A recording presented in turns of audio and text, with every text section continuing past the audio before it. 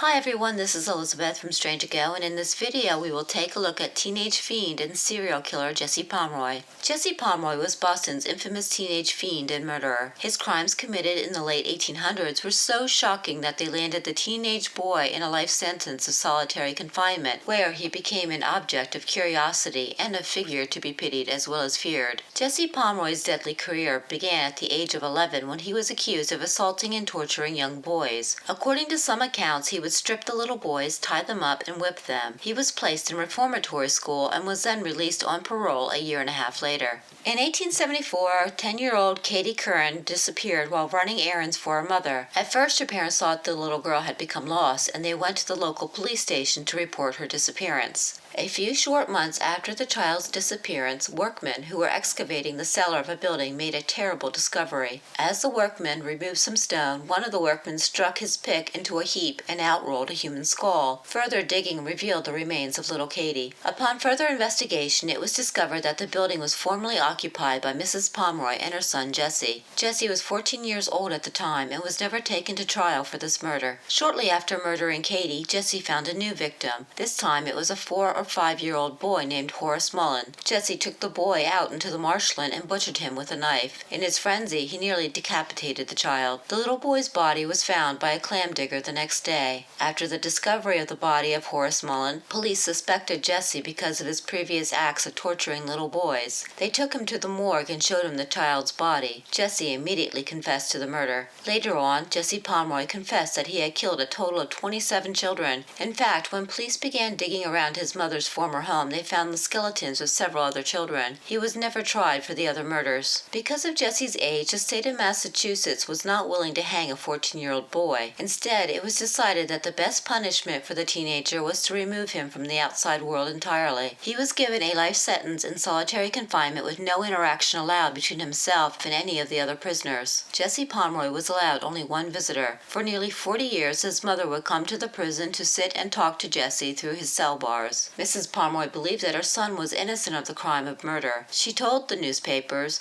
"My son is a martyr. They told him that I was accused of his crimes, that if he didn't confess to them, I would have to go to prison. He confessed to save me because he loves me." After spending 33 years in solitary confinement, it was reported that Jesse had read 80,000 books. In other words, he had read every book in the prison library, plus around 500 books that belonged to the prison's chaplain. He also spent his time learning Latin, French, German, Spanish, Italian, and Arabic. It had been reported that throughout his time in solitary confinement, Jesse had made numerous attempts to escape. The most notable escape attempt was made in 1913 when he managed to saw 3 of the bars from off of his doors. While walking through the prison corridor, he caught the prison cat's attention. The cat began to meow, and the prison attendant saw Jesse, told him to throw up his hands, and placed Jesse back into solitary confinement.